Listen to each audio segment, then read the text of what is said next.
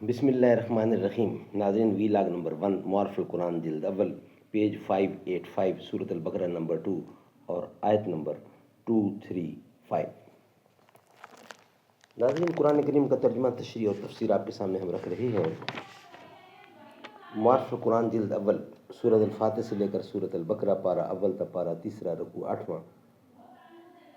Writer اس کتاب کے مفتی اعظم پاکستان حضرت مولانا مفتی محمد شفیع صاحب رحمۃ اللہ علیہ. بسم اللہ الرحمن الرحیم.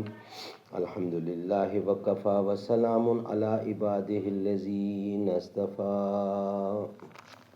قال النبی صلی اللہ علیہ وسلم خیرکم من تعلم القرآن وعلمہ. بہترین لوگ وہ ہیں جو خود بھی قرآن پڑھیں، دوسروں کو پڑھائیں، سکھائیں اور لکھائیں.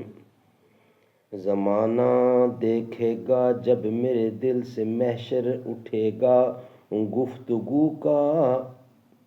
میری خاموشی نہیں ہے گویا مزار ہے حرف آرزو کا. جو موج دریا لگی یہ کہنے سفر سے قائم ہے شان میری. گوہر یہ بولا صدف نشینی ہے مجھ کو ساما آبرو کا. حکم نمبر 32، عدت میں نکاح کا پیغام دینا. یہ ہے ہیڈنگ آج کا.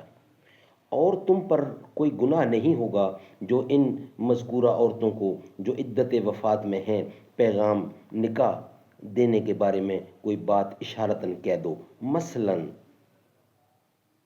یہ کہ مجھ کو ایک نیک عورت سے نکاح کی ضرورت ہے، یا اپنے دل میں آئندہ نکاح کرنے کے ارادے کو پوشیدہ رکھو. جب بھی گناہ نہیں، اور وجہ اس اجازت کی یہ ہے کہ اللہ تعالیٰ کو یہ بات معلوم ہے کہ تم ان عورتوں کا یعنی ان عورتوں کا ضرور ذکر مذکور کرو گے، سو خیر ذکر مذکور کرو، لیکن ان سے صاف لفظوں میں نکاح کا وعدہ اور گفتگو مت کرو، مگر یہ کہ کوئی بات قاعدہ کے موافق کہو تو مضاحکہ نہیں. اور وہ بات قاعدہ کے مطابق یہی ہے کہ اشارتاً کہو، اور تم نکاح والی اور تم تعلق نکاح فی الحال کا ارادہ بھی مت کرو یہاں تک کہ عدت اپنے مقررہ وقت پر ختم ہو جائے.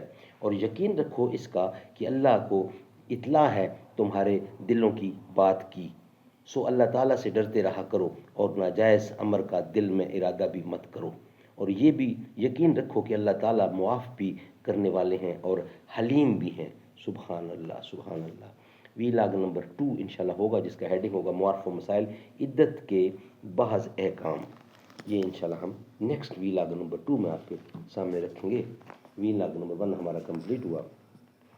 تیری شعلہ بیانی سے زیادہ کون سمجھے گا، لہو کا رنگ پانی سے زیادہ کون سمجھے گا. اجی قدرت کی لاٹھی میں کہاں آواز ہوتی ہے، یہ باتیں تم سے زیادہ کون سمجھے گا. یہ باتیں حکمرانوں تم سے زیادہ کون سمجھے گا. منصفوں سے کہاں بھلا ہوگا، اصل منصف سے معاملہ ہوگا. ہم نے رب کی رضا پہ چھوڑا ہے، اس عدالت میں فیصلہ ہوگا.